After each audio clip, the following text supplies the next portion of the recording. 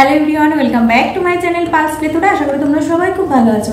আচ্ছা, অনেকদিন পরে তোমাদের সাথে মুখোমুখি দেখা হচ্ছে।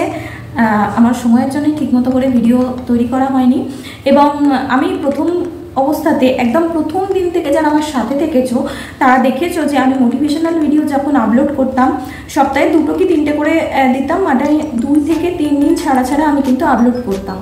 তো সেই হিসাবে আর এডুকেশনাল অর্থাৎ টেট রিলেটেড ভিডিওগুলো রেগুলার পারপাসে দিতাম। যেহেতু এখন সেই মতো কোনো আপডেট নেই আমার কাছে, সেই জন্য কোনো ভিডিও গত 2-3 দিন আসেনি, প্লাস আমার সময়ও সেই মতো হয়ে ওঠেনি। আজকে একটা গুরুত্বপূর্ণ বিষয় নিয়ে তোমাদের সাথে আলোচনা করতে চলেছি, কারণ এই বিষয়ে পার্সোনালি অনেকে আমার রিলেটিভস থেকে বলো, চেনা পরিচিত অনেকে অনেক রকম পরামর্শ চাইছে বলতে পারো, যে কি করা উচিত বা কী করা উচিত নয়। অর্থাৎ আমরা এই 3-4 দিন হলো এইচএসের রেজাল্ট আউট হয়েছে। তো এটা একটা জীবনের ভাইটাল দিক যে আফটার এইচএস আমরা কি করব। এই ডিসিশন যদি সঠিকভাবে না নেওয়া হয় তাহলে অনেকগুলো বছর নষ্ট হয়, আর অনেক টাকাও নষ্ট হয়, এবং জীবন থেকে মূল্যবান সময়টা নষ্ট হয়।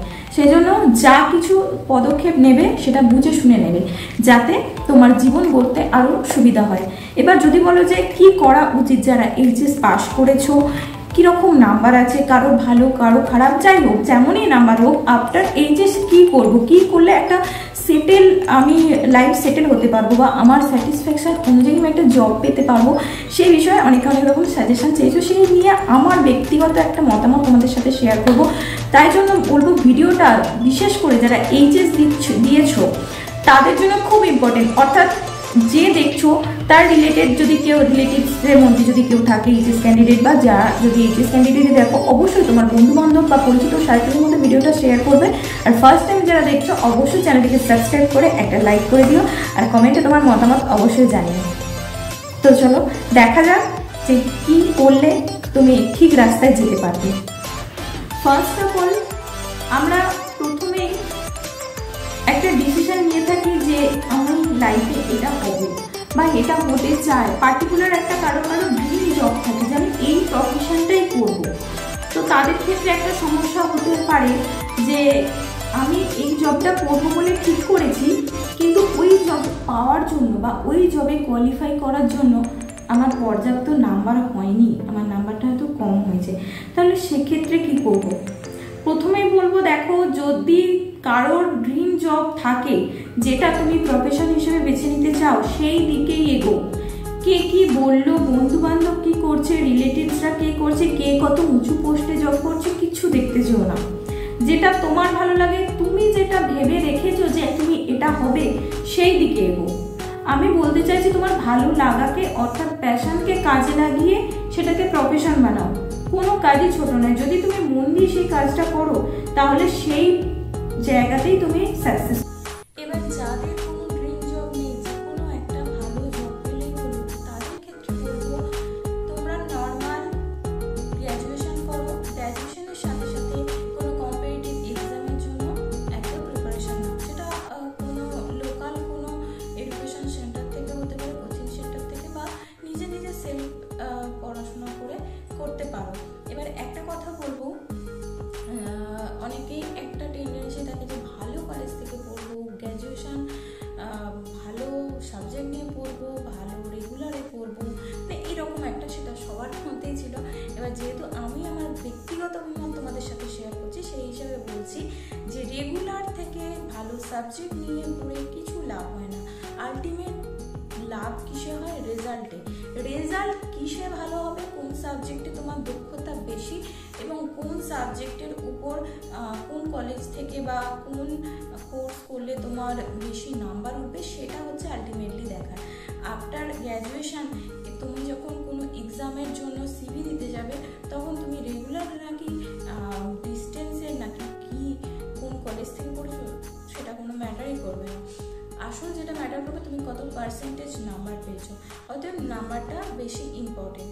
তাই বলবো যে যেখান থেকে করলে তোমার সুবিধা হবে সেখান থেকে, মানে গ্র্যাজুয়েশনটাকে তুমি ভালো নাম্বার তুলতে পারবে উইদাউট এনি এফর্ট। বলা ভুল, মানে খুব ইজিলি তুমি নাম্বার তুলতে পারবে, সেইটা বেস করে তোমাকে পড়াশোনাটা চালিয়ে যেতে হবে। এবং তার সাথে কম্পিটিটিভ এক্সামটা, যারা গ্র্যাজুয়েশনের পরে কম্পিটিটিভ এক্সামের জন্য প্রিপারেশন নেবে তাদের প্রিপারেশন আর তুমি যে পড়তে পড়তে প্রিপারেশন নিচ্ছ তোমার প্রিপারেশন মধ্যে কিছু তো একটা ফারাক থাকবে। এবার অনেকে বলবে যে গভর্নমেন্ট চাকরি তো হচ্ছেই না, তাহলে শুধু শুধু এই লাইনে আসতে বলছো, নর্মাল লাইনে এসে কি কোনো লাভ হবে? একটু খোঁজ খবর নিয়ে দেখবে যারা টেকনিক্যাল লাইনে আছে তারা কিন্তু টেকনিক্যাল লাইন থেকে আফটার 4-5 ইয়ার্স পরে আবার সেই নর্মাল লাইনে ফিরে আসছে একটা জবের জন্য। আর একটা জিনিস আমি দেখেছি, যারা মোটামুটি পড়াশোনার মধ্যে লেগে থাকে, শুধুমাত্র পড়ছি এইগুলো করলে হবে না, পড়াশোনার মধ্যে লেগে থাকতে হবে কন্টিনিউ। যদি লেগে থাকো তাহলে তোমার চাকরি হবে।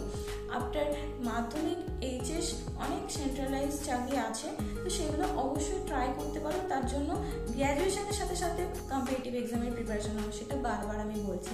এবার একটা বিষয়ে অনেকের মধ্যে প্রশ্ন আসতে পারে, যেহেতু আমি 22 টেট পাস নিয়ে ভিডিও আপলোড করে থাকি, সেহেতু অনেকে এটা ভাবতে পারে যে তাহলে কি ডিএলএড করা উচিত? তুমি কি বলছো ডিএলএড করবো কি করবো না? দেখো, আমি একটা কথাই বলবো যে ডিএলএড যদি করো তোমার চাকরি হবে এটুকু নিশ্চিত, কিন্তু কবে কিভাবে হবে তার কোনো নিশ্চয়তা নেই, কিন্তু চাকরি হবে এটুকু কনফার্ম। এবার একটা কথা বলবো, হ্যাঁ ডিএলএড অবশ্যই করতে পারো, তার সাথে সাথে সেকেন্ড অপশন ভেবে রেখে ডিএলএডটা করো।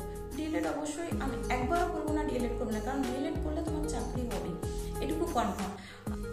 আর একটা ব্যাপার, এখন খুব একটা ট্রেন্ড উঠেছে ম্যানেজমেন্ট। যে কোনো সাবজেক্টের উপরে, যে কোনো ম্যাটারের উপরে কিন্তু ম্যানেজমেন্টের কোর্স করা যায়। সেইগুলোর যদি কোনো প্যাশন থাকে, আমি বারবার বলছি, যদি তোমার ভালো লাগা থাকে তবেই তুমি যাবে। তোমার বন্ধু কী করছে, তোমার রিলেটিভসরা কী করছে সেটা একদমই দেখতে যাবে না। তার উপর থাকবে ফ্যামিলি সাপোর্ট, ফ্যামিলির ফিনান্সিয়াল সাপোর্ট। সবার ফিনান্সিয়াল সাপোর্ট সমান হয় না, বিশেষ করে ম্যানেজমেন্ট টেকনিক্যাল এই লাইনগুলোতে যাওয়ার জন্য একটা হিউজ পরিমাণের ফিনান্সিয়াল সাপোর্ট লাগে। তো সেই সাপোর্টটা যদি না থাকে, বেকার এত টাকা এখান থেকে লোন করে ওখান থেকে লোন করে কষ্টে সৃষ্টে ভর্তি হয়ে গেলাম, তারপরে যাই করে একটা কোর্সটা কমপ্লিট করলাম, এটা করো না। আলটিমেটলি তারপরে হয়তো যদি সেটা মনোভূত না হয়, আবার হয়তো এই লাইনে ফিরে আসতে হবে। তাই বলবো, প্রথম থেকে কম্পিটিটিভ এক্সামের জন্য প্রিপারেশন নাও, অবশ্যই তোমরা সেটাতে সাকসেসফুল হবে, আমি এটা মনে করি। আমার কথার উপর কার কি মত সেটা অবশ্যই কমেন্টে জানিও। আর যারা যারা নতুন দেখছো অবশ্যই চ্যানেলটিকে সাবস্ক্রাইব করে নিও। আর যারা ফেসবুকে দেখছো, শিল্পা পাল এই নামেতে আছে আমার অ্যাকাউন্টটা, অবশ্যই ফলো করে রেখো। সবাই খুব ভালো থেকো, সুস্থ থেকো, তোমাদের আগামীটা অনেক সুন্দর হোক। সবাই আলোয় থেকো, সবুজে থেকো। Thank you so much for watching. Tata.